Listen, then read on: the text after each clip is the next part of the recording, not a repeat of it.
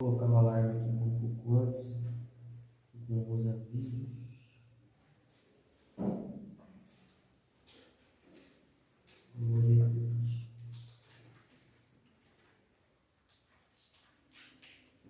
Maravilha. Pessoal, como vocês já sabem, nós estamos estudando o Evangelho de João na nossa revista. Estamos chegando na penúltima aula.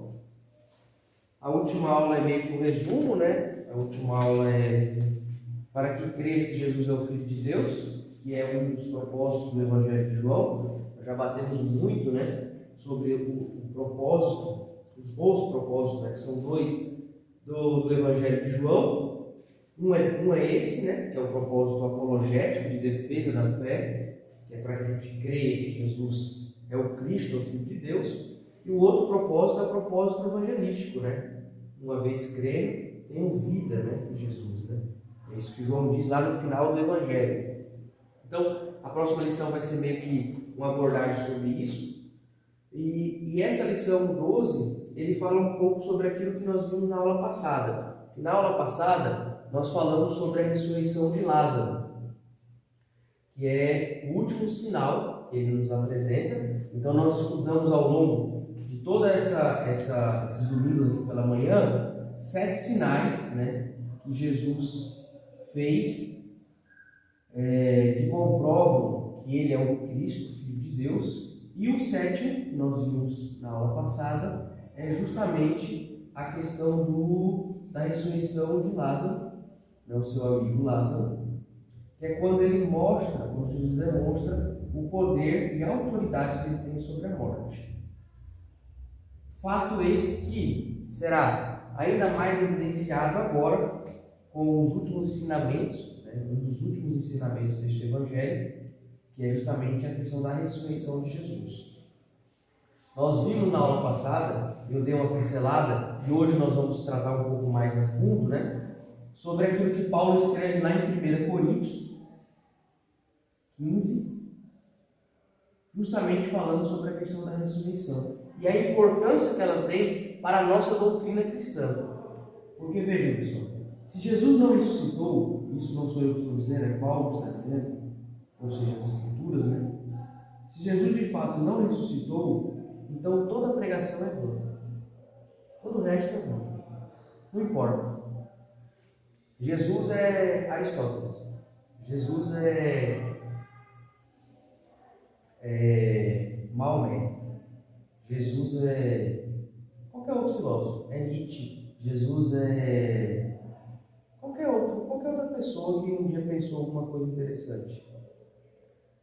Por quê? É a ressurreição que nos dá esperança. É a ressurreição, e é o fato da ressurreição que fez aqueles homens e aquelas mulheres no primeiro século da igreja cristã, no segundo século da igreja, no terceiro século, serem jogados aos leões, serem crucificados, serem perseguidos, mas se manterem. Foi a certeza de que ele ressuscitou, de que não era uma mensagem como outra qualquer. Não era mais um, como Gamaliel falou assim, não, já tiveram tantos outros que morreram e o movimento acabou. Mas se for de Deus, vai permanecer. Então, o fato dessa permanência naquilo que nós cremos é porque Jesus não é um homem qualquer. Ele é o próprio Filho de Deus. Ele é o Cristo. E por causa disso, pelo sacrifício que foi feito, ele ressuscitou e, portanto, ele venceu a morte. Então, o estudo de hoje, ele tem a sua... Jesus vence a morte, ele tem uma importância para nós de esperança. De esperança. Por que está assim de esperança? Porque eu e você poderemos passar por situações durante a nossa caminhada cristã, ou vamos lidar com pessoas que vão passar por algumas situações em que elas vão estar totalmente destruídas, completamente desesperançosas, podemos assim dizer. Mas nós vamos poder mostrar para elas que há uma esperança. Qual que é a esperança? A esperança é a vida eterna. esperança é Jesus. É a promessa que ele fez. Com base em quê? Com base no fato de que ele venceu a morte. Que é aquilo que eu falei para vocês na aula passada, talvez um dos maiores temores do ser humano, a morte. Talvez se você chegar para qualquer pessoa, por exemplo, vou dar um exemplo da minha avó. Eu acabei de falar para vocês, né, que minha tia foi lá visitar, ela fez 80 anos. Minha avó fez 80 anos de idade.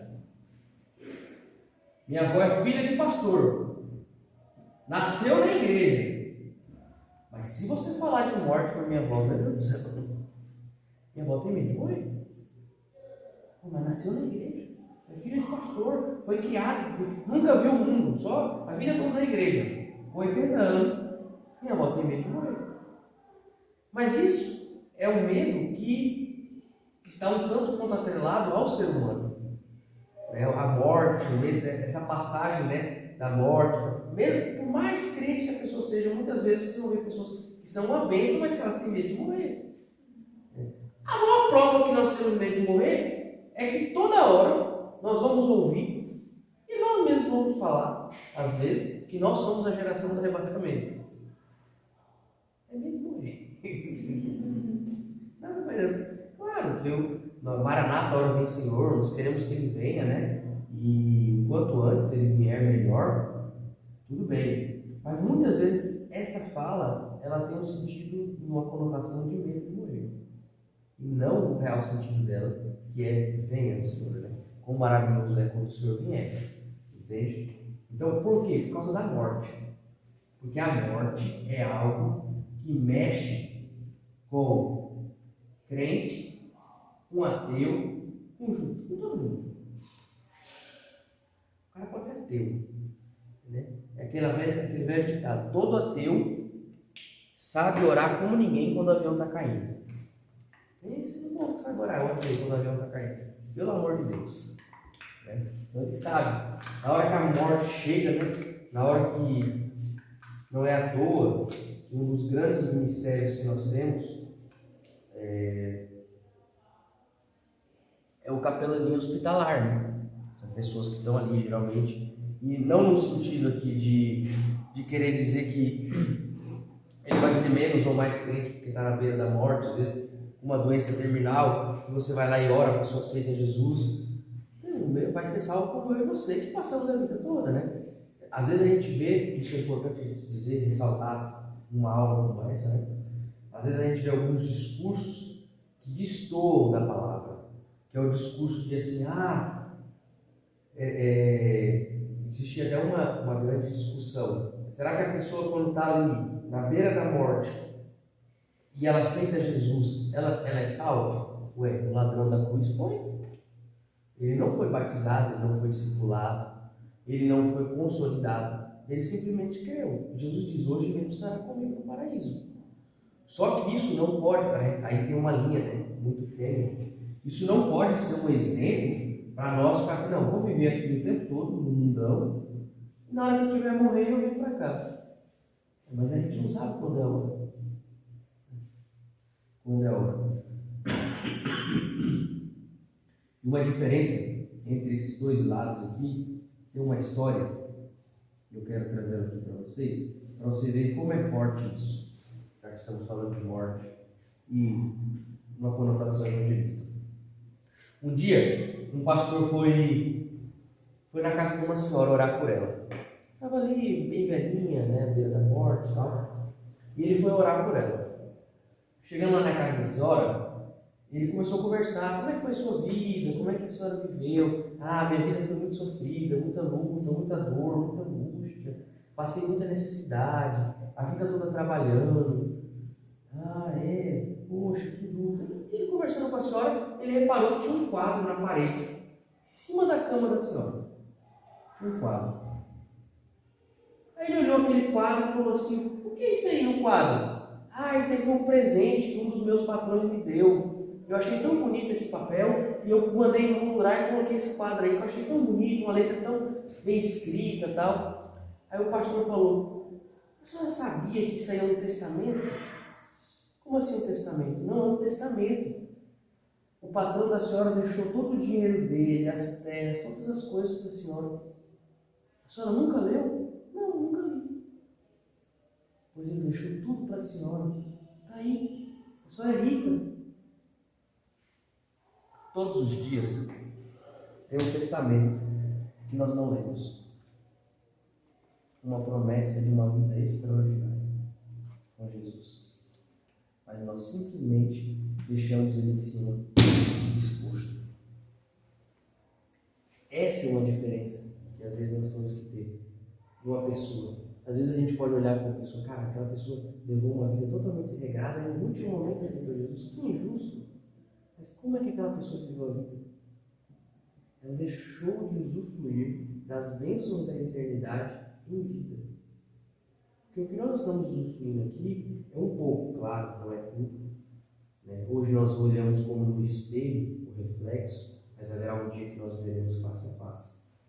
Mas nós já estamos vivenciando um pouco. E eu fico pensando, e penso todos os dias, que quão maravilhoso é ser cristão.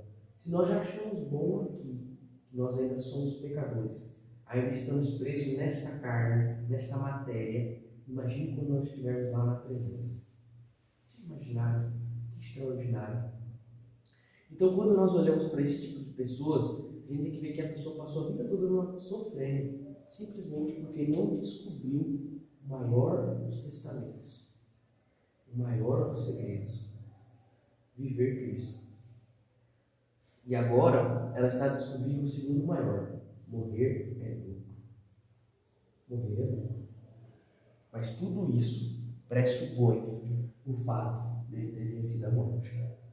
O fato de ele vencer a morte nos dá essa esperança e essa certeza de que viver ele é maravilhoso. E morrer é lucro. Morrer com ele. Viver Cristo é algo extraordinário. E morrer é lucro. Então, nós precisamos viver e entender que haverá pessoas que na última hora vão aceitar. Glória a Deus por isso. Mas não é por isso que vão ficar. Ai, tá assim. Então por que a gente tem que batizar, se discipular, vir na igreja, né, ter comunhão? Porque isso está nos consolidando. Porque nós não passamos ainda por isso aqui. Nós não fomos ainda. Então nós precisamos nos consolidar e começar a viver um pouco daquilo que nós vamos viver lá. Porque é um pouco ainda, mas é maravilhoso.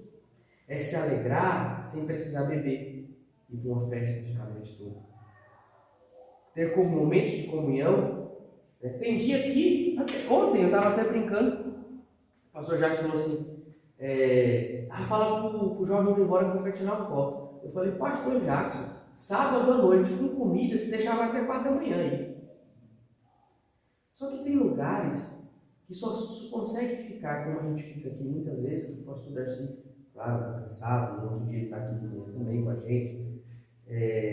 Se deixar a gente vai até 4 da manhã, só consegue com bebida, com som alto, com droga. E nós basta ter comida, e às vezes nem tem tanta comida, basta ter a gente conversando, e a gente vai até 2, 3, 4, 5 também. Se deixar alegre, sorrindo, feliz, do mesmo jeito. Por quê? Porque nós conhecemos uma verdade que o mundo não conhece. E nós temos uma esperança que o mundo ainda não tem. Que ele venceu a morte. Então vejam como esse tema é importante para a nossa caminhada cristã, para o nosso dia a dia, para as lutas. É importante porque um dia talvez eu possa passar, vocês podem passar, diretamente ou indiretamente. Diretamente eu posso um dia estar numa cama de hospital com uma doença terminal, mas eu vou continuar certo de que o meu Senhor venceu a morte. Então nele eu também vou vencer.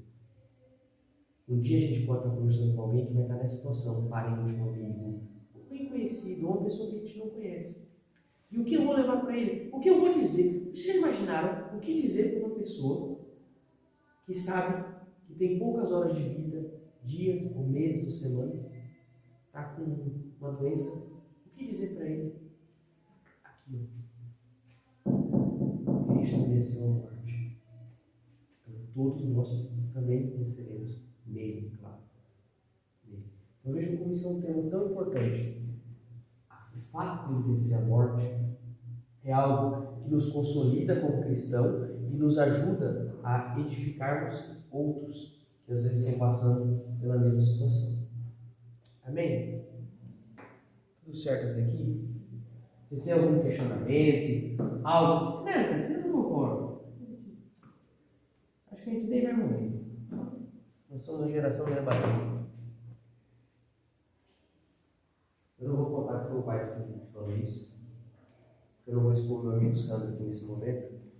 Mas o pai do Felipe tem uma frase muito engraçada. Tem um pastor aí, meio doutor em escatologia, que o pai do Felipe diz assim: quando eu tinha a idade do Felipe, ele já falava que nós éramos a geração do arrebatamento. E ele continua falando que nós somos a geração do arrebatamento. É porque nós queremos adivinhar coisas que até Jesus. O que foi que Jesus falou para os discípulos? Está lá. Está registrado na palavra. Os discípulos também perguntaram, também se questionaram: Senhor, o Senhor virá quando? Jesus olhou para eles e disse assim: não cabe a vocês conhecerem os tempos de Deus. Nem o filho sabe, só o pai. Então fique tranquilo. Não se preocupem com isso. E se vocês perceberem, a igreja primitiva, quando a gente vai estudar a história da igreja, vou falar não. Só uma questão interessante antes de você passar por assuntos. Uma conversa que está dando vários. O que eu acho mais interessante assim, do Evangelho, lógico, além sobre a questão da salvação e redenção, é a forma que você passa a enxergar uma visão filosófica de alguma coisa, você adere ela e talvez mude uma coisinha ou outra na sua vida. Mas quando há essa aceitação do Evangelho, é como se você tivesse um óculos.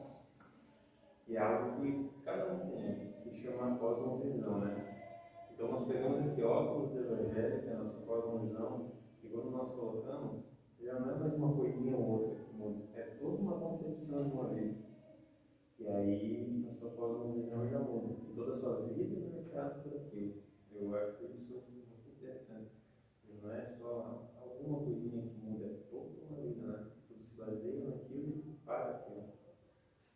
É aquela ideia do seguinte: se você pegar a maioria dos livros de ética e você ler, talvez você vai virar um bom pai, um bom marido, um bom homem de sociedade, pagar suas contas em dia e tudo e tal. Talvez com estudar uns 3, 4 livros de ética, você já vai ser uma pessoa que, Mateus, o Felipe Tassilo, Mateus e Felipe, um bom pai, não bebe, não fuma, paga suas contas em dias e tal. Só que cristianismo não é só isso. Porque isso, qualquer livro de ética, que na verdade muitos deles, se não a maioria, se baseiam aqui, só que não citam, né? Faz. É por isso que o Evangelho, ele fala sobre essa cosmovisão, como a gente enxerga, né? Você está falando, Mateus? Ele não é uma coisa de fora para dentro, mas é uma coisa de dentro para fora. Ele começa a nos transformar aqui dentro e vai sair. Essas coisas vão acontecer naturalmente, mas a transformação começa aqui dentro. Nós estávamos aqui fora agora há pouco, conversando com esses rapazes e tal. E aí ele estava falando uma coisa, eu fui falar com ele e tal. Aí ele falou assim: poxa, como é bom conversar com alguém, né? Poxa, com alguém que tenha graça, com alguém que tenha coisa diferente. A gente está na rua aí, conversa com tanta gente, não edifica em nada. Mas será? Aí eu digo: se você ler o livro de ética, você vai ser uma boa pessoa. Mas será que você vai transformar outras pessoas? É por isso que o cristianismo é essa condição que você fala, como a gente enxerga. Quando você é transformado de dentro para fora, não é só você que muda. As pessoas que estão ao seu redor começam a mudar de alguma forma. É claro que não é o nosso papel convencer o Espírito Santo. Vamos falar um pouco dele aqui hoje.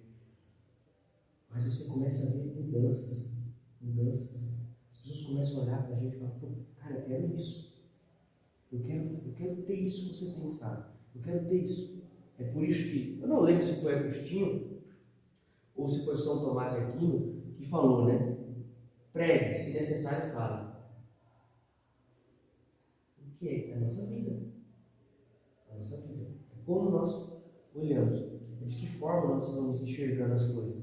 Só que isso parte do pressuposto de uma transformação de dentro para fora. E quando essa transformação acontece de dentro dentro para fora, a gente começa a ter esse olhar, essa cosmovisão. A gente começa a olhar as coisas que a gente já não olha com os olhos da carne, mas com os olhos de Cristo. A gente já começa a ver as coisas de uma forma diferente. A gente já começa a sentir e experimentar coisas diferentes. É por que às vezes, estávamos conversando ontem sobre uma pessoa e falando sobre isso, né? Como é lindo ver aquilo que Cristo vai fazendo, o interesse tal da pessoa tal. Só que esse interesse parte de como nós estamos. Por que há pessoas que estão aqui com a gente, aqui no DNA, jovem nosso, que não sentem a mesma coisa que os outros sentem? E é perceptível que não está sentindo, porque não está se deixando ser transformado de dentro para fora. E essa transformação vai fazer com que o nosso olhar mude, a nossa percepção das coisas comece a mudar. E a gente comece a olhar para o mundo à nossa volta de uma forma diferente. A gente já não vai olhar do mesmo jeito. A gente já não vai ter a mesma percepção para certas coisas. Vamos para um exemplo prático. Tudo isso tem a ver com a morte. Vejam com o assunto da morte. Parece que não. Um exemplo prático. Imagine que você está lá na academia. Está na academia, malhando e tal. E digo isso porque já frequentei solteiro, casado, a gente sai da academia, você vai malhando e tal. E sempre tem aquele negócio, né? Professor, professora, você está lá, é um ambiente, querendo ou não, um ambiente que rola uma certa paquera e tal. Né? Só que é interessante como a gente trabalha essa concepção aqui, quando você está com Cristo e quando você não está com Cristo. Não sei se vocês já viveram isso, né? Mas quando você não está com Cristo, você está num ambiente, principalmente quando você está solteiro, né? Que você começa a olhar as meninas para os homens, naturalmente, e os homens para as mulheres, e tudo é interessante. Tudo, pode ser uma conversa, um gesto, você começa. Quando você começa a transformar de dentro para fora, por mais que você esteja solteiro, por mais que você esteja sem ninguém, você já começa a fazer uma filtragem. Aquela mesma conversa que talvez antes, quando você não estava com Cristo, você tinha, porque já não te interessa. Porque já não tem a mesma perspectiva que a sua. Porque talvez faz um convite para você, que você gostaria que fosse um convite. Vamos para um culto, vamos visitar uma igreja, é um convite, vamos para um bar, vamos para uma balada. Aí você já puxa. Percebam que detalhe? Tão simples. Mas você já começa a olhar para aquilo e não me interessa. Esse convite não me interessa. Essa pessoa não me interessa. Dessa forma já não dá para mim. Por quê? Nós estamos sendo transformados de dentro para fora. E a nossa cosmovisão, a forma como a gente enxerga as coisas, começa a ser diferente. Eu já olho para aquilo ali e falo, cara, isso não dá para mim. Eu estou falando do ambiente da academia, mas eu poderia falar de amigos, que na caminhada talvez vocês deixaram para trás. Eu deixei alguns. Talvez vocês vão deixar alguns outros no decorrer da caminhada. Porque o assunto já não é mais o mesmo. O ambiente que frequenta já não é mais o mesmo. Por isso, e isso não é uma coisa nossa, certo? O próprio Deus fala isso. É por isso que aqui a gente tentou, eu e o Beni, fazer uma coisa de família. Porque nós temos que ser uma família. Porque a gente tem que tentar ao máximo fazer com que os nossos melhores amigos, as nossas melhores companhias, sejam as daqui. Não que você não possa ter companhias de fora, pode, claro. Mas nós temos que encontrar porto seguro entre nós. A ponto de que os de fora existam, mas são os daqui de dentro que são família. Este ambiente de igreja tem que existir. A confiança. Imagine, você está num ambiente que você não confia nas pessoas, você não se relaciona com as pessoas. O que vai ser? É melhor estar lá fora. Por que eu tenho que estar aqui dentro? Por quê? Porque a gente vai. É natural dentro do processo que a gente vai mudando a nossa visão. A nossa visão, para detalhes, começa a ser diferente. Você já começa a olhar para aquela pessoa, já não é tão interessante. Relacionamentos que talvez no início da conversão vocês deixaram. Talvez vocês olhem para trás lá, para pessoas que vocês namoraram, que vocês tiveram amizade, qualquer coisa. Vocês dizem, cara, nunca eu teria casado, namorado, vivido com essa pessoa, me relacionar com essa pessoa. Como posso ter? Como pude? Meu Deus! Olha que cabeça eu tinha. Às vezes a pessoa até está na igreja hoje, ela é crente, gente, é uma bênção, ó, glória a Deus. Mas você olha, cara, não tinha. Talvez estava na igreja também na época que você estava junto. Mas não tinha nada de Jesus. Entendeu? Não tinha nada de Jesus. Mas essa cosmovisão continua. Talvez hoje nós olhamos para pessoas que estão aqui com a gente e você olha e fala, cara, não tem nada de Jesus. Entende? Cara, não tem nada de Jesus. Não entendeu. Quer ver um exemplo simples? Que tem tudo a ver com a morte? Então, quase resumindo a lição aqui toda. Deixa eu ver. Quer ver um exemplo simples? A questão do dinheiro. O dinheiro, ele fala muito sobre essa questão da morte. E de Jesus vencer a morte. Mas por que está assim? Porque Jesus disse: o Filho do Homem não tem aonde reclinar a cabeça. Foi Jesus que disse, não fui eu. O dinheiro foi a única coisa que Jesus chamou de Senhor. O dinheiro foi a única coisa que Jesus disse assim, olha, quando vocês forem investir algo, invistam no reino, e não nas coisas deste mundo, que se acabam. Tá, o que você quer dizer com isso aqui, assim? Que muitas vezes nós estamos aqui dentro e a gente vê pessoas que estão tão atreladas a isso aqui. Seja para mostrar que tem, ou que tem, ou ela tem. Seja para buscar isso aqui. Como um dia eu ouvi uma coisa que eu nunca vou esquecer. Num culto nosso, a pessoa pegar o microfone e falar assim, o meu maior sonho é ser rico. Eu esperava todo mundo, mas aquele rapaz, o cara fez teologia, uma bênção, estudou. Aí o cara me pede o microfone e fala um negócio desse. Quase que eu lembro, subi e dei um tapa nele. Eu estava muito convertido na época, né? Quase que eu subi e dei um tapa e tomei o microfone dele. Ele subiu com a esposa e ele virou, né amor? A mulher é. Meu sonho é ser rico. Aí eu te pergunto, não, veja, eu não estou querendo dizer que vocês não podem sonhar em ser rico. Claro, vocês podem almejar isso. Não tem problema nenhum. Só que parte do pressuposto do seguinte: meu maior sonho é ser rico. Eu quero ser rico, ser rico. Passa 10, passa 20, passa 30, passa 40 anos. E eu não me tornei rico. Qual que é a tendência? Daqui a uns anos eu vou estar frustrado. Com quem? Com Deus. Pô, eu sirvo, vou na igreja e tal. Mas Ele não prometeu pra gente isso. Ele prometeu para mim e para você vida eterna. Porque Ele venceu a morte.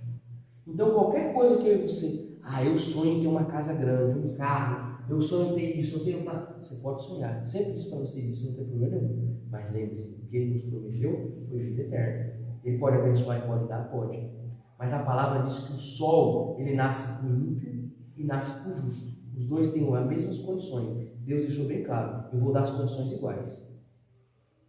Mas vocês têm uma diferença, eu tenho uma promessa para vocês. Peguem naquilo que eu prometi para lá. O meu reino não é aqui, as minhas coisas não são aqui. Pode acontecer? Pode, glória a Deus que aconteça. Mas pode não acontecer. Tá, então, o que tem a ver isso aqui com cosmovisão, com transformação? É porque nós estamos vendo pessoas dentro da igreja que ainda não foram transformadas, que estão apegadas a isso aqui. Eu citei dinheiro, poderia citar outras coisas, mas é porque dinheiro é uma coisa mais forte, né? É uma coisa que a gente percebe que tá, as pessoas estão vindo e tem muita gente vindo para cá buscando isso, quando Jesus prometeu isso. Jesus não venceu o Banco Central. Quem assaltou o Banco Central foi aquele pessoal lá, 150 milhões lá em Fortaleza. Jesus assaltou o inferno. Eita, forte, hein? Você vai ver agora, hein? Jesus assaltou o inferno para nos resgatar. Porque nós já estávamos condenados. O salário do pecado é morte. Mas ele foi lá e assaltou o inferno, dando a própria vida. Então, ele não prometeu para a gente ouro, tesouro, ele prometeu vida e vida em abundância. Só que às vezes a gente está pegado muito. Um exemplo, né? Veja. Por quê? Porque nós esquecemos daquilo que ele fez. Mas quando a gente olha para isso aqui, veja, entenda. Sonhe, tenha um projeto, sonhe em ter um casamento abençoado, em ter uma casa, em ter um carro. Vou citar o meu exemplo da Cíntia. Quando eu casei com a Cíntia, eu falei para a Cíntia, falei, está fazendo faculdade de biomedicina. Eu também sou formado em direito. Eu falei assim, o nosso objetivo principal é você se formar. Agora, porque eu já sou formado. Então, eu quero que você também se forme. Então, nós vamos fazer tudo para você, tudo. Se eu tiver que vender carro, desfazer de tudo, de roupa, de celular, não tem internet, não importa. Nós vamos fazer, mas você vai se formar. Só que eu falei, pera, só que se prepare.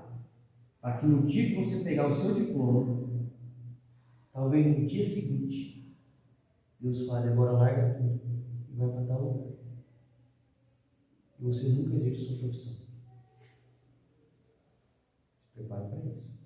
Se prepare, talvez, para quando você tiver a tua clínica, se tiver com um monte de paciente, Deus diga, larga tudo e vai para tal lugar. Vai fazer uma coisa totalmente diferente do que você se formou. Isso é uma forma de nós introduzirmos na nossa vida. Isso aqui. Qual é a nossa esperança? A vida eterna. Ele fez por nós. Ele venceu a morte. Então, nós podemos ter sonhos, projetos, tudo. Mas tudo tem que estar focado em que? Evidenciar Cristo. Glorificar o nome dele. Eu já trabalhei em lugares que eu ganhava muito dinheiro. Mas olha que eu estava afastado da igreja. No momento que surgiu uma coisinha diferente, eu cheguei e entreguei tudo. Eu quero isso para mim. Eu na igreja já passei por situações aqui na igreja de me oferecer para eu estar em uma condição muito melhor, ganhando muito dinheiro. E eu falava, não tenho interesse nisso. Não tenho interesse. Por que eu estou falando isso? Porque vocês vão passar por situações. Eu estou falando de dinheiro, mas isso é relacionamento, isso é convite, isso é pessoas que vão convidar vocês para estarem em ambientes que não é para vocês estar, fazendo coisas que não é para vocês fazerem. E a grande questão, nós vamos entrar na próxima lição, né? Como eu venço a tentação, como é que eu venço as coisas, como é que eu venço esses desejos? Eu olhando para Cristo, sabendo o que Ele fez e o que Ele tem nos prometido a partir disso que Ele fez. Quando a gente começa a colocar isso, Jesus venceu a morte por mim, me resgatou, me saqueou do inferno para a vida eterna. A gente começa a dizer não para algumas coisas. Porque convite, galera, vocês vão ter um monte para muita coisa. E não tenham medo de dizer não. Eu não estou dizendo que quando vocês disserem não, vai ser fácil. Não vai ser fácil. Pra vocês terem ideia, falo isso aqui sem problema nenhum. A renda minha e da Cíntia hoje lá em casa diminuiu 60%. Mas diminuiu 60% porque eu comecei a dizer não para algumas coisas. Não, isso aqui não me dá paz, não quero. É fácil viver com 60% também? Não é. Você tem que se devolve o carro, não dá, vai atrasar o carro, devolve o carro. Só que são escolhas que a gente faz. Porque se tem uma coisa, todos os dias eu digo para minha esposa, que não tem coisa mais extraordinária, é você deitar a sua cabeça e você dormir o sono de quem tem a certeza que se as trombetas tocarem, nós estaremos na boca do Cordeiro. Não tem preço para isso. Então na vida, nós vamos ter que dizer não para algumas coisas. Não para alguns convites. Mas está assim, como é que eu digo não? Alguém está me dando um emprego, eu vou ganhar 10 mil reais. Eu vou ter que fazer algumas coisinhas aqui meio erradas, mas, poxa, 10 mil reais vai mudar a minha vida. Eu vou poder comprar meu carro, eu vou poder ter o casamento que eu quero, a casa, o apartamento e tal. Mas a que preço? Lembre-se, e aqui eu finalizo essa introdução, fala um pouco daquilo que eu vou falar, vocês vão ver aqui. Lembre-se que quando vocês colocarem na balança tudo que o mundo oferecer para vocês, seja o que for, seja financeiro, seja de relacionamento, seja um convite para vocês buscarem prazer antes do casamento, seja um convite para vocês ir para a festa, qualquer coisa, para vocês estarem em ambiente, saírem daqui para ir para outros ambientes, coloquem a balança e pesem todos esses convites. E do outro lado vocês coloquem aquilo que Cristo fez. E vejam o que pesa mais. Um Deus que enfrentou a morte por mim, por você, ou qualquer outro convite do mundo. Essa é a importância da lição que a gente está vendo hoje. Jesus venceu a morte. Imagine, veja, parece uma coisa tão simples. A gente fala isso o tempo todo, Jesus venceu a morte. Mas veja como isso é importante na nossa caminhada cristã. Para a gente enfrentar tentações, lutas, convites. E quando a gente coloca isso na balança, cara, Jesus venceu a morte. Cara, ele venceu por mim. Apesar de mim. Apesar de tudo isso. E eu continuo flertando com isso. Flertando com o pecado. Flertando com algo do meu dia a dia. Que está me afastando dele. Eu continuo. Mas olha o que ele fez. Então que a gente possa olhar para o que ele fez. Amém? Introdução longa, né? Mas há muitas coisas a gente já adiantou aqui também. Vamos ver algumas coisas da lição? Nós vamos falando sobre outras coisas. Bom, texto principal, disse-lhe Jesus: não me detenhas, porque ainda não subi para meu Pai, mas vai para os meus irmãos e diz-lhes que eu subo para o meu Pai, e vosso Pai, meu Deus, é vosso Deus. João 20, 17. O resumo da lição: João descortina a revelação de Jesus como Deus e o que isso representa para a redenção. O texto bíblico é João 20, 1, 2, 9, 11, 14, 16 e 17. É um texto que a gente já conhece, né? No dia que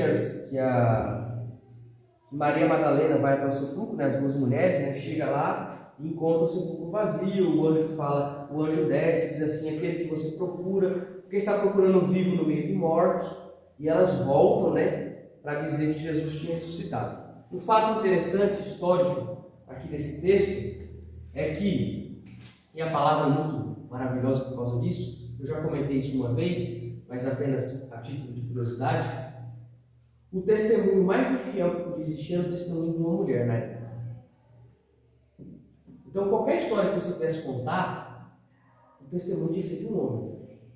A mulher, ela não tinha um testemunho fiel. Tanto é que a mulher, ela não ia para a sinagoga. Quem era o homem? O homem ia, aprendia, voltava e ensinava para a mulher. O homem andava com a mulher muitas vezes na rua, na frente e a mulher atrás. Até a mulher, a esposa dele, até com a esposa dele, ele falava muito pouco na rua. Tanto é que quando Jesus chega para conversar com a mulher samaritana, ela diz, né? Tu, judeu e homem, conversa comigo.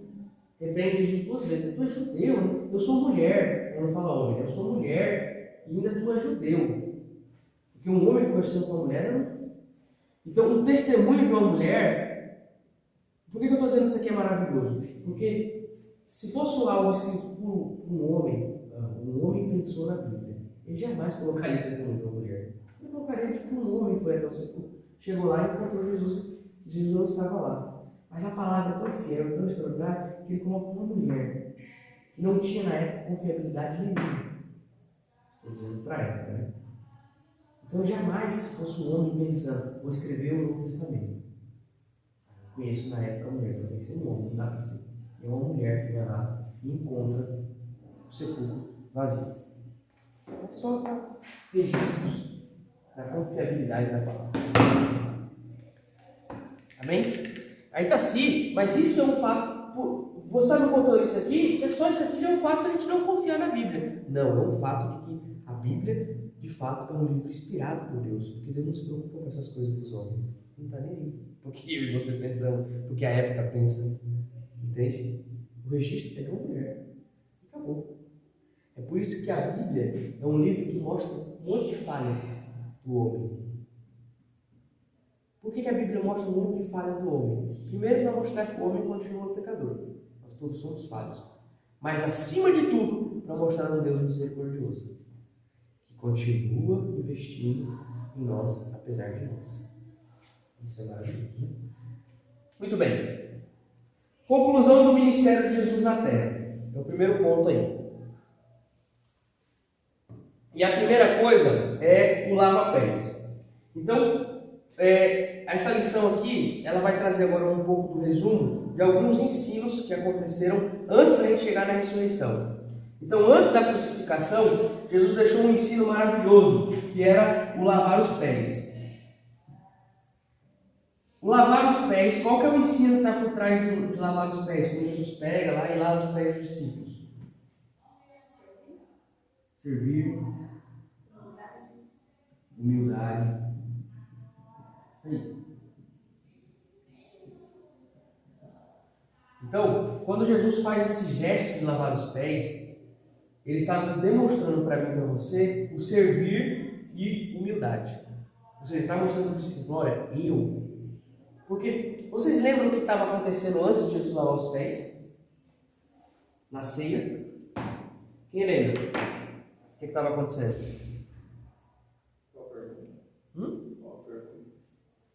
Antes de Jesus pegar o balde, pegar a toalha, colocar aqui igual um pugilista de boxe e começar. Não foi assim, né? Mas foi. Talvez tenha sido. Antes dele chegar, pô, eu queria saber, cara, quando a gente chegar no céu, vai ter um telão lá, pra gente rever esses momentos, sabe? Pô, cara, eu queria ver algumas coisas do passado, tipo um telão assim, ó, que você vai ver como é que foi e tal. Só pra gente ficar comparando. O texto bíblico, não, a tradução foi errada aqui. Realmente, aquela mulher que chega para Jesus estava pelada, por isso que Jesus abaixou a cabeça. Quer ver se realmente é isso. Abrindo um parênteses, nós estamos numa escola, então podemos fazer isso. Alguns tradutores do texto dizem que quando Jesus abaixa a cabeça, quando a prostituta é trazida até ele, a prostituta não, a mulher velhinha do Tério, né? É trazida até ele abaixou a cabeça porque ela estava nua. Por isso que ele abaixa. Envergonhado de olhar para ela. Por isso que ele abaixa e fica dizendo enquanto eles estão falando. Mas são traduções. Há quem diga que não tem nada a ver. Da mesma forma que há quem diga que ele estava nu na cruz. Né? Quando ele morreu, né, as vestes rasgaram ali, né? E ele estava nu também. Por isso que as mulheres choram, ficam com vergonha de olhar, tal, porque ele estava nu. Acho que é forte, né? Imagina o nosso Senhor Salvador totalmente despido naquela cruz. Imaginar? Foi por mim, por você. Voltamos para cá. Então, o que estava acontecendo? Vocês lembram? Era o maior, isso aí. Exatamente. Jesus faz essa questão de lavar os pés porque eles estavam discutindo quem que ia ser o maior. Quem vai ser o maior? Quem vai ser o maior? E Jesus olhar para esses caras, não aprenderam nada. Esses caras não aprenderam. 3 anos e meio, meu Deus do céu. Não aprendeu nada. Não, realmente não aprendeu nada. Eles foram aprender uns 40 dias depois. Daqui que não está registrado é que eles vão aprender. Os 40 dias depois, 3 anos e meio, eles não aprenderam nada. Não caiu a ficha. Os 40 dias depois foi fundamental na vida deles. Então, aí Jesus faz esse ato de lavar os pés, mostrando o servir e a humildade, retratando, né, a questão do aquele que é o maior aqui será o menor no meu reino, mas aquele que for o menor aqui será o maior. Então, esse é um gesto de humildade. Então, antes da gente chegar nele e vencer a morte, uma das primeiras lições que são descortinadas através do Evangelho de João é a questão do lavar os pés. Então Jesus está dando uma das últimas lições. Ele está passando isso que nós vamos ver aqui. Algumas últimas lições antes de ser crucificado. E uma delas é servir e ter humildade. Sirvam, porque é melhor dar do que receber. E sejam humildes, porque eu sou humilde e manso. Amém? Alguma coisa até aqui? Algo que vocês queiram acrescentar? Sejais humildes e mansos. Tanto é que no ponto 2 aí, ele vai falar sobre as últimas instruções. E as últimas instruções, ele vai falar de 2 momentos. De um momento que Jesus fala para os discípulos,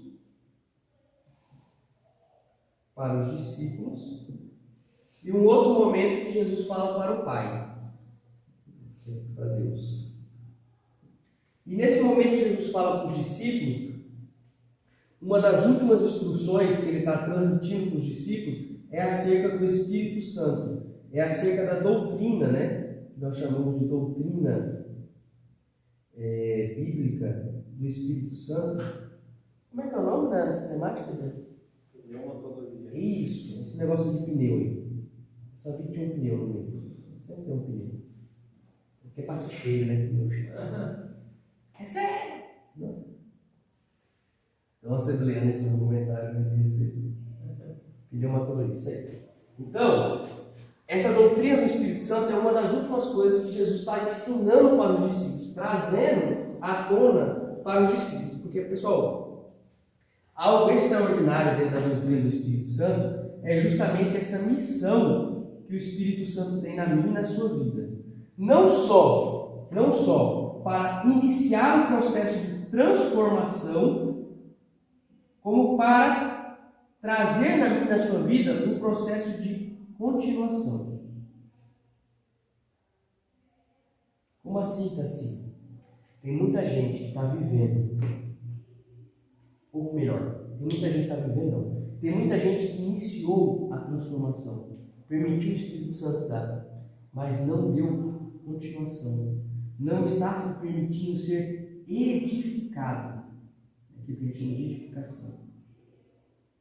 Através da obra do Espírito Santo. Porque a obra do Espírito Santo não é só convencer a mim e a você do pecado, da justiça e do reino. Esse é o primeiro passo. Quem faz é Ele, quem convence é Ele. Mas Jesus disse, eu vou deixar um que vai ensinar. Deixa eu ver onde é que está isso aqui para a gente ver. Eu até tinha separado aqui. É no 3 aí, o papel do Espírito Santo. Cadê? João 14, 26. Vamos lá em João 14, 26, se virar uma coisa. João 14, 26. No tópico do papel do Espírito Santo. Quem encontrou pode ler. João 14, 26.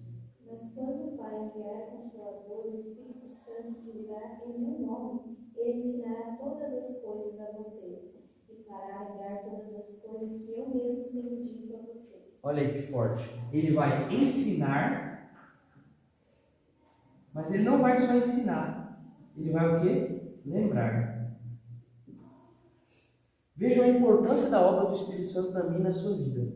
Então, muitas vezes, as pessoas estão esfriando espiritualmente porque elas passam por um momento, um início de transformação. O que é isso que está assim? Ela vem no culto, ela ouve a palavra encontra guarida no coração dela, ela sente aquele momento de ir lá na frente, ela sente de estar lá na frente, ela aceita Jesus, ela sente aquilo, mas com o tempo isso vai esfriando. Por quê? Porque a obra ela não vai sendo consolidada através da edificação. E aqui vem um outro ponto importante, que nós vimos ontem, que o pastor Edilson nos convocou. É um outro ponto muito importante, que é Mateus. Mateus é sempre um problema, né? Eles leram essa semana lá, viu que eles estavam chamando de hipócrita o pessoal lá de novo? Ah lá, eu não sei se é o 9. Não consegue. Essa semana a gente leu lá, um dos capítulos lá, tá de novo chamando o pessoal de hipócrita. Mateus é um problema. Sempre tem um negócio de hipócrita em Mateus. Nenhum dos outros fala hipócrita, só o Mateus é hipócrita. No original é só o Mateus. É o mais sincero. Não precisa nem a gente ler, você já deve saber de forma. Mateus 28, do 18 ao 20, a grande comissão. Batizar em nome do Pai, do Filho, fazer discípulos, ensinando todas as coisas. Aqui vem um papel importante. Vejam, o Espírito Santo ele tem um papel de consolidar o ensino dentro de nós e nos lembrar. Mas quem é que vai dar os primeiros passos na edificação? Somos nós, os outros. Nós, e aqui vem uma coisa importante, tem muita gente que está morrendo na igreja, porque eu e você estamos vendo essa pessoa ler Isaías, e a gente não tem coragem de perguntar, entendes o que lê? E sabe por que eu e você não perguntamos? Aquilo que o pastor Deus falou ontem, sobre a questão do discipulado. Nós temos medo, porque achamos que não somos capazes. Então temos medo das perguntas, das dúvidas. Porque todas as vezes que nós vamos discipular alguém, necessariamente nós precisamos estar mais edificados, estudando mais, tal, porque as perguntas vão vir. Claro que aquela estratégia que o pastor falou muito boa. Cara, essa pergunta não é agora, muito boa, você anota, depois pesquisa e tal. Mas necessariamente você precisa pelo menos saber alguma coisa, porque você vai dar o quê? Se você não tem o conhecimento, você vai transmitir o quê? Então quando a gente nós passamos a ter esse papel, veja, pelo amor de Deus, gente, eu não estou dizendo que nós estamos fazendo o papel do Espírito Santo, não é isso. Eu estou dizendo que nós estamos cumprindo aquilo que Jesus mandou a gente cumprir. O Espírito Santo é que vai fazer com que tudo aquilo seja consolidado e lembrado no coração da pessoa. É aquilo que eu sempre digo para vocês. Lá em casa, todas as vezes que a gente vai ler a Bíblia agora, estamos lendo agora, né? 2 capítulos por dia. Sendo eu e a Cíntia, um dia sou eu, outro dia ela. A gente faz uma oração rápida. Oração lá em casa para ler a Bíblia rápida. Senhor, muito obrigado por tudo, Espírito Santo. Abre o nosso coração, nos dá entendimento, senta aqui com a gente e revela a tua palavra. Não tem coisa melhor. O que é isso? É o papel. Não sou eu que estou dizendo. Foi Jesus que disse. Ele vai ensinar e ele vai lembrar. Só que nós também temos. Por que eu estou falando isso aqui? Porque às vezes a gente fala assim, não, mas agora a gente não precisa ensinar. A gente leva. Felipe, por favor. Obrigado, parece uma tendência. Tá aqui, né, no culto, né? Tá hoje cantando. Lindo, lindo és. Glória, glória. Aí o pastor fala, alguém quer vir aqui na frente e tal. Isso. Na frente? Eu vou com você. Quer? A gente vai, né? Olha que lindo. Aí ficamos lá na frente, é abraçando. Que lindo. Aí ora junto, tá? Aí terminou, amém, se dá um abraço. Deus te abençoe, tá? Você aceitou Jesus, vai lá. Segue teu caminho. Vai nessa fé. Entende? Realmente, o Espírito Santo está fazendo o papel de transformar. Mas será que nós estamos dando essa edificação? A obra do Espírito Santo não é só essa. A obra é completa de transformação. Então, muito claro que vai ter gente, tem pessoas e pessoas. Né? Tem pessoas que a pessoa vai te buscar, ela vai vir, ela vai querer. Mas tem gente que não está entendendo nem aquele momento ali que está passando. Ela só sentiu algo que levou ela lá. E depois ela... E agora? Entende isso que lê? Nós temos que começar a pensar nisso. Será que nós estamos olhando para as pessoas? Você está entendendo o que você está lendo? Será que nós estamos contribuindo para esta obra? Claro, o Espírito Santo que vai consolidar, porque a obra é completa. A obra do Espírito Santo ela não é pela metade, ela é completa. Mas para que ela se consolide no coração da pessoa, os primeiros passos, a gente vai ter que dar um mingau. Quando ele estiver comendo feijoada, não precisa a gente chegar. Igual o Paulo disse, um dia eu fui menino, pensava como menino, hoje eu sou homem. Vai chegar um momento que a pessoa vai estar nessa maturidade. Não é que você vai ficar... Mas no começo... pegar na mãozinha, é aqui, tem que estar, ó, aqui, essas luzes, calma, vai com calma, começa lá, vai devagar, começa pelos evangelhos, vai lendo os evangelhos, começa a descobrir, vai, entendeu? Um capítulo, vai devagar, ora, fala, como é que eu oro? Eu vejo aquelas orações lindas, glorioso Deus, eterno Pai, maravilhoso, Senhor, nós estamos aqui, Senhor. Então as orações, rapaz, em 5 anos de direito, eu nunca descobri essas palavras aí. Porra, cara. E olha que no curso de direito você tem um dicionário dessa grossura só com palavras novas. Né? Eu acho que o vocabulário de direito você deve aprender ali. Se você for botar bem, contando com a de latim, você vai aprender umas 1000 palavras novas. Ali. Contando com latim. Um dia desse eu fui pegar uma lista, fazer uma petição. Eu nunca mais tinha botado um termo diferente de latim, fui pegar uma lista de termos de latim. Chegou na página 14 e falei, deixa eu falar, fala português mesmo. Chega toda a palavra de latim. Página 14, tinha umas 20, quase 30 páginas lá, só de palavras em latim por direito. Falei, não, pelo amor de Deus, chega, vou botar em português mesmo, que é melhor. Vocabulário novo, né? Então, às vezes, são dúvidas, porque a gente tem muito esses termos evangeliqueis, a pessoa nova, ela está... Nós temos esse papel. Aqui, Mateus, não sou eu que estou dizendo, não. É Mateus, é a palavra. Não, Mateus, é a palavra que está dizendo. Jesus está dando a ordem para nós.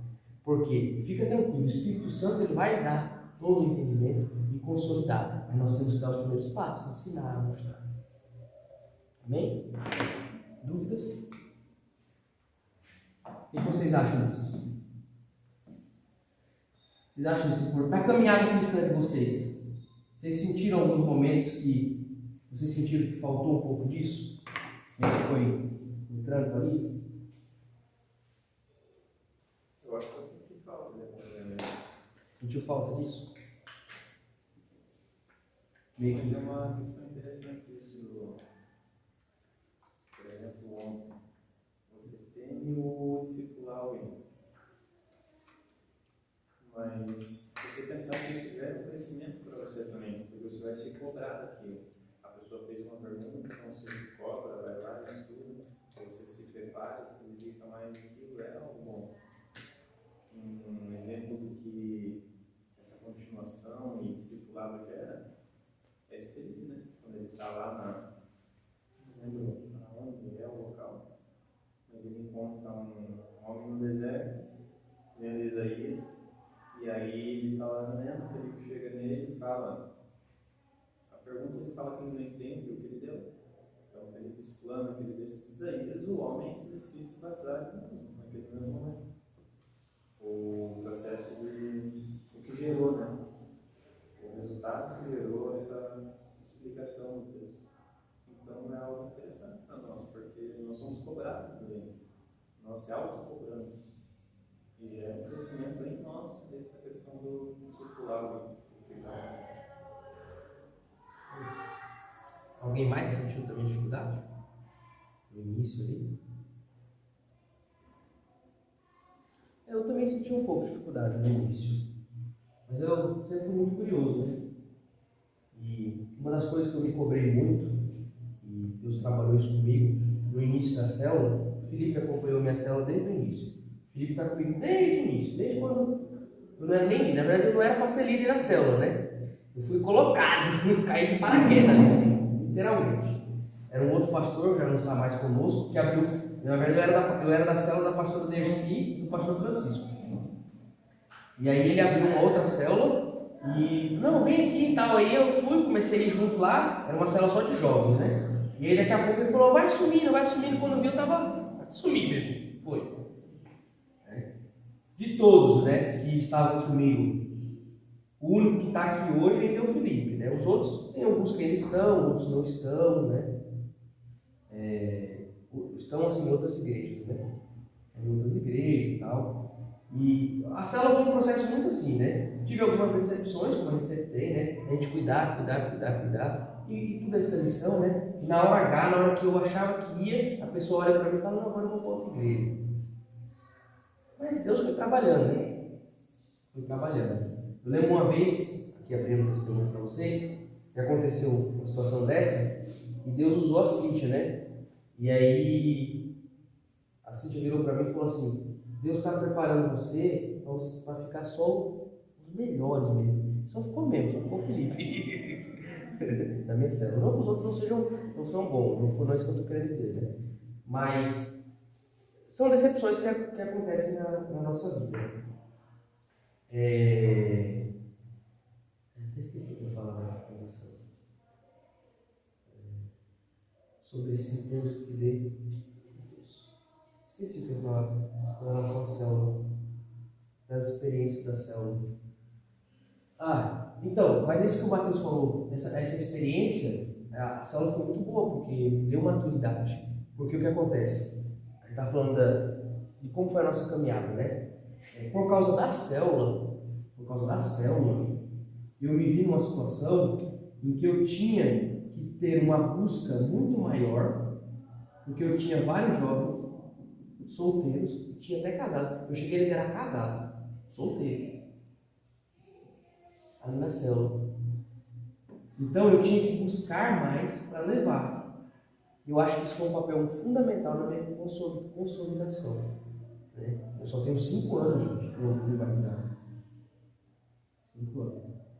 E como eu disse, não para a glória minha, mas a glória do Senhor, né? Parafraseando o pai do Felipe, né? Ele fala assim, parece que tu tem uns 40 anos de crente. Mas eu vejo que esse processo foi por causa da célula. Ainda que eu tenha sido jogado de paraquedas, isso aí, ó. Porque eu tinha que buscar mais. Eu tinha um monte de gente jovem lá comigo, e todo dia. E a célula é toda semana, né? Então toda semana tinha que ter algo. Por mais que viesse aqui a palavra, né, meio pronto e tal, mas tinha que complementar, tinha que dar algo novo. Então eu vejo hoje que esse processo da célula foi muito importante na minha consolidação, naquilo que Deus queria para mim, né? Claro, Deus permite, né? Deus sabe todas as coisas. Então essa busca, quando você se dispõe, o que eu estou querendo dizer com tudo isso aqui? Quando você se dispõe a cuidar de alguém, o maior beneficiado é você. Não tenho dúvida disso. Guardem isso no coração. Se vocês focarem em alguém, cara, eu vou investir na vida dessa pessoa, eu vou cuidar, tá? A vida do Felipe, o maior beneficiado sou eu. A vida da minha célula, o maior beneficiado fui eu. Entende? Hoje, na liderança com vocês, liderando vocês, o maior beneficiado sou eu. Eu tenho que buscar mais, eu tenho que estar o tempo todo. Não posso ficar trazendo, que lindo, vou trazer aqui, vou ler aqui. Eu sou a videira verdadeira, o meu pai é o que cuida da vinha. Você tem que plantar. Agora vamos lá para Gênesis, vamos plantar. Veja só, Abel caiu e plantou. Abel deu. Vamos lá para Apocalipse. Aqui um temático lindo. Deus abençoe, vamos para cá. O maior beneficiado sou eu. Entende? Cuidando de vocês, o maior beneficiado, não tenha dúvida disso. Então, todas as vezes que você se dispõe a contribuir, né, da forma que o nosso papel, dentro daquilo que o Espírito Santo faz na vida de cada um, é algo extraordinário. O Espírito Santo está fazendo uma obra na minha vida. O Espírito Santo está fazendo uma obra na minha vida e na vida de vocês, para que através da vida de vocês possa fazer obra na vida de outros. E o maior beneficiado são vocês mesmos. Guardem isso. Eu e vocês somos o maior beneficiado disso. Amém? Concordam com isso? O que vocês acham? Alguém tem algum testemunho de benefício que cuidou de alguém? Sentiu assim alguma mudança no seu dia a dia porque cuidou de alguém?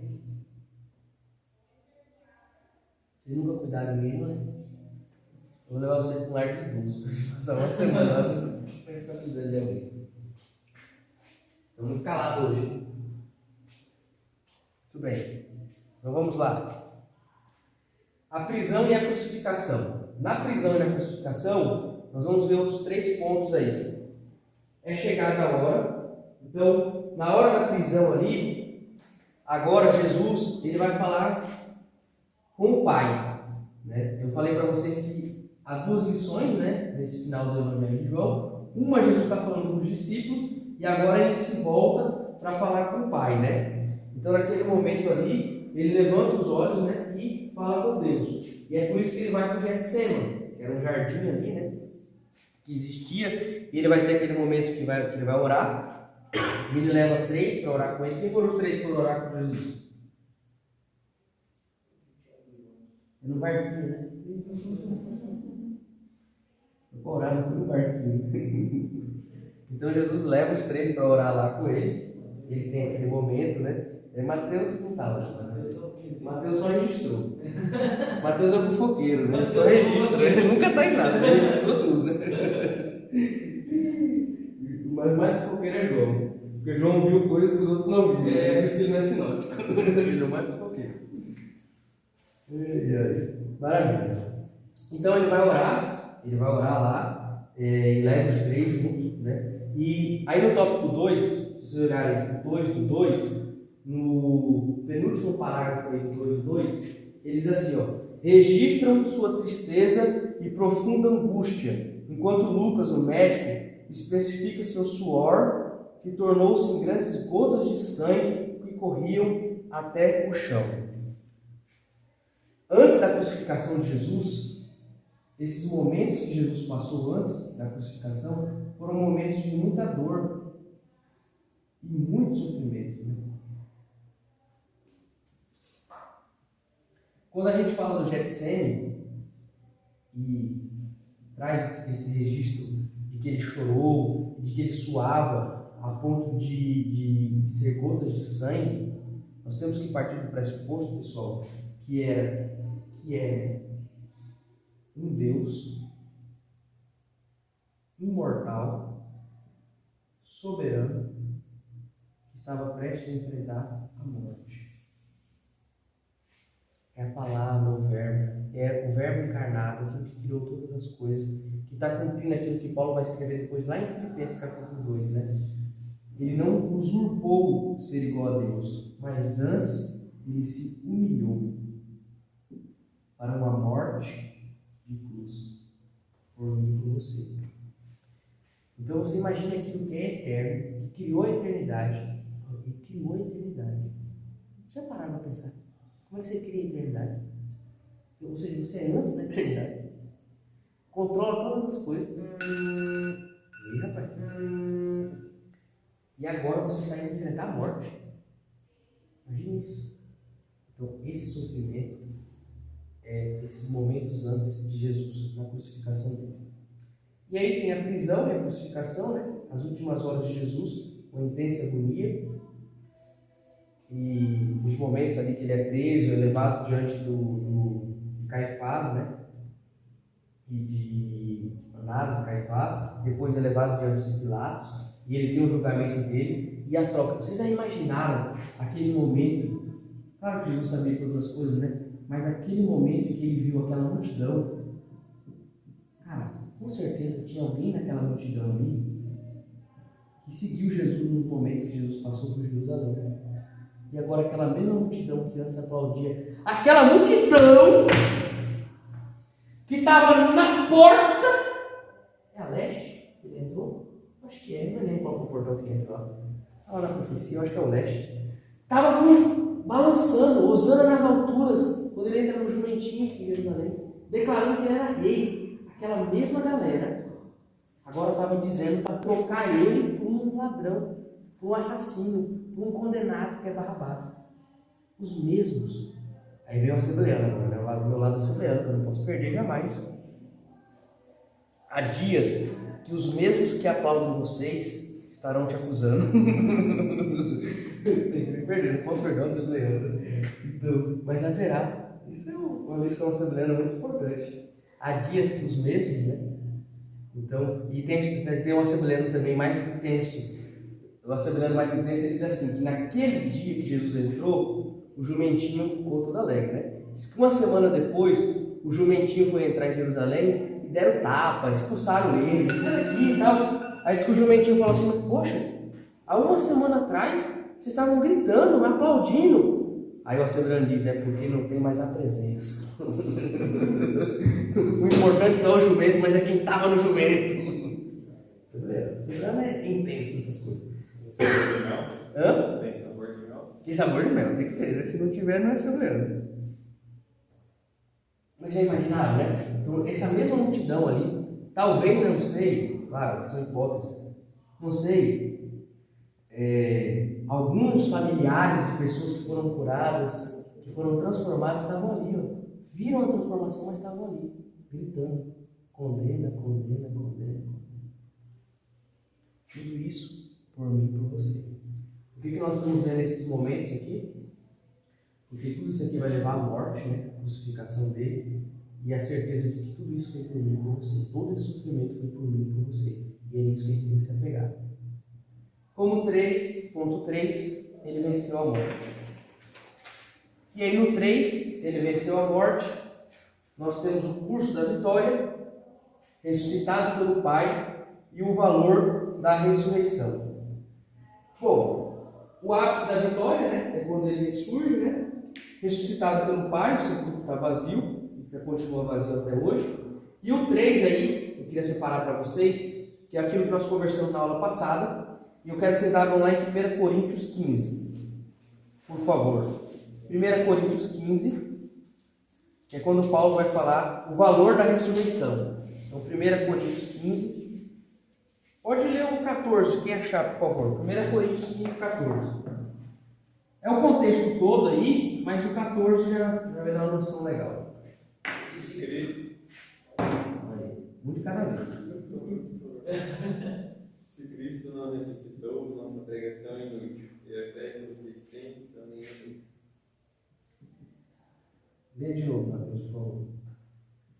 E se Cristo não ressuscitou, nossa pregação é inútil. E a fé que vocês têm também é inútil.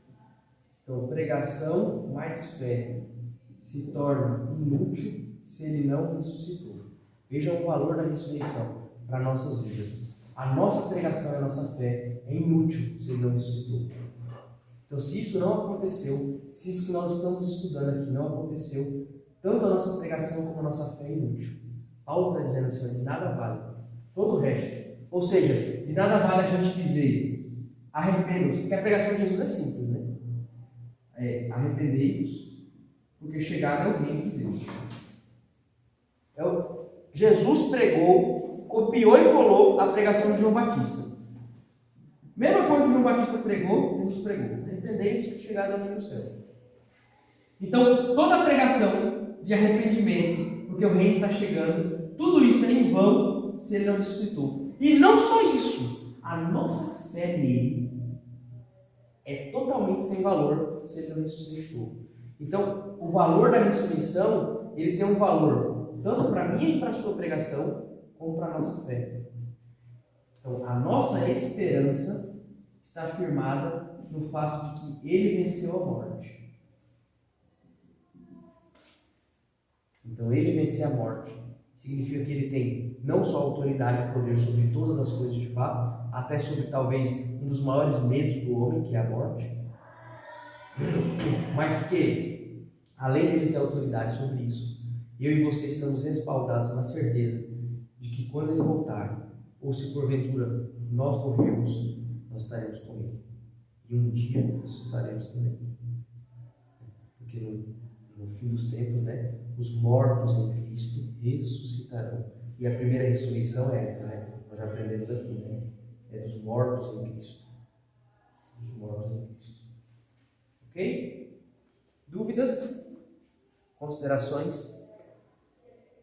O que vocês acham disso tudo? Podemos nos apegar nessa certeza? Podemos levar a certeza para essa nossa vida? Vai ter apelo. Hã? Vai ter apelo. Vai ter o quê? Apelo. Apelo? Não, claro, no final tem que ter, ceboleiro. Você está nessa ideia. Mano, tá ligado? Se não tiver apelo, não tem. Se der a bênção apostólica sem apelo, tem que dar um tapa lá em cima. Não, vai, volta. Então se apegue nessa certeza, né? A certeza de que ele venceu a morte. É uma certeza de esperança para a nossa pregação, para a nossa fé. Porque aí nós temos o que pregar. Estamos pregando Cristo vivo. O túmulo está vazio. Ele venceu. A cruz está vazia. Foi por mim e por você. E a nossa fé, ou seja, a nossa esperança na volta dele, naquilo que ele fez, ele é certo e verdadeiro. Paulo está dizendo isso aqui porque estava se formando um burburinho na igreja de Coríntios contra essa verdade. Paulo está dizendo, a ressurreição é verdadeira. Se apeguem nisso. Amém? Maravilha! Então é isso aí. Encerramos aqui por hoje.